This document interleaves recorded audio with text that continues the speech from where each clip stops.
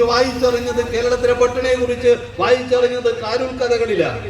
കാരൂരിലെ മാഷന്മാരെ കുറിച്ചുള്ള കഥകളിൽ കുട്ടി കൊണ്ടുവന്നിട്ടുള്ള ആ ഭക്ഷണപാത്രത്തിൽ നിന്ന് ഭക്ഷണം തട്ടെടുത്തു നിന്നുള്ള അധ്യാപകന്റെ കഥ നമ്മൾ വായിച്ചിട്ടുണ്ട്. സമീപകാലത്ത് കേരളത്തിൽ ഇറങ്ങിയിട്ടുള്ള പട്ടിണിയുടെ കഥകളിൽ ഒന്ന് സന്തോഷ് ബിരിയാണിയാണ്. ബിരിയാണി എന്ന് പറയുന്ന കഥ ഇങ്ങനെയാണ്.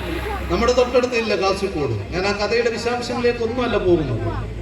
കാസർഗോഡ് കൊയിനാച്ചി എന്ന് പറയുന്ന അങ്ങാടിയിൽ രാവിലെ അന്യസംസ്ഥാന തൊഴിലാളികൾ വരുന്നിടത്തേക്ക് ഒരു ഫോർച്യൂണർ വാഹനം വരികയാണ്. ആ വാഹനത്തിലേക്ക് ഒരു അന്യസംസ്ഥാന തൊഴിലാളിയെ കയറ്റുന്നു, ഗോപാൽ യാദവിനെ. അയാളെ കയറ്റിയിട്ട് ആ വാഹനം വലിയ പന്തലിട്ടിട്ടുള്ള വലിയ വീടിന്റെ അവിടെ നിൽക്കുകയാണ്. ഈ മനുഷ്യനെ ആ വലിയ പറമ്പിന്റെ ഒരു മൂലയിലേക്ക് കൊണ്ടുപോവുകയാണ്. അയാളോട് പറയുന്നത് ഒരു കുഴിയെടുക്കാൻ. വൈകുന്നേരം വരെ ഹിന്ദിക്കാരൻ, യു പിക്കാരൻ, അങ്ങ് ഈ ബീഹാറി, ആ നോർത്ത് ഇന്ത്യക്കാരൻ കുഴിയെടുക്കുക. ഹിന്ദിക്കാർ കുറ്റവർഷം നിർബന്ധമല്ല, നമുക്കറിയാം. അങ്ങനെ വൈകുന്നേരം ആകുമ്പോഴാണ് 4-5 ആളുകൾ ചെമ്പ് താങ്ങിയിട്ട് വരികയാണ്. ഈ മനുഷ്യന്റെ മുമ്പിൽ ചെമ്പിന്റെ ആ ചെമ്പങ്ങ് താത്തി വെച്ചിട്ട് അതിലൊരാൾ അതിന്റെ മൂടിയൽപ്പം നീക്കിയപ്പോ ഈ ഗോപാൽ യാദവിന്റെ മൂക്കിലേക്ക് ബസുമതിയുടെ സുഗന്ധം അടിച്ചു കയറുകയാണ്. കൂട്ടത്തിൽ ഒരാൾ പറഞ്ഞത് കല്യാണത്തിന്റെ റിസപ്ഷൻ ബാക്കി വന്നിട്ടുള്ള ബിരിയാണിയാണിത്, ഇത് ഈ കുഴിയിലിട്ട് മൂടണമെന്ന് ഈ ബിഹാറിയോട് പറഞ്ഞപ്പോ ഗോപാൽ യാദവിന്റെ ഓർമ്മകൾ പോകുന്നതിനെ കുറിച്ച് ഇതാ സന്തോഷിച്ചിക്കാരം പറഞ്ഞു വെക്കുകയാണ്.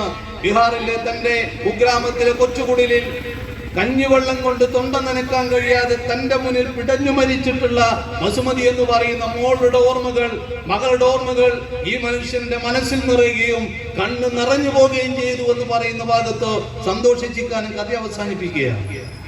ഇത് പട്ടിണിയുടെ കഥയാണ്. നോർത്ത് ഇന്ത്യക്കാരന്റെ, ബിഹാരിയുടെ പട്ടിണിയുടെ കഥയാണിത്. എ ഗ്രേഡ് നേടിയ നാദിയ ലളിതഗാന മത്സരത്തിലാണ് എ ഗ്രേഡ് നേടിയത്. ആ ലളിതഗാനം നാദിയ ഇവിടെ ആലപിക്കും. അതിനായി നാദിയെ ക്ഷണിക്കും.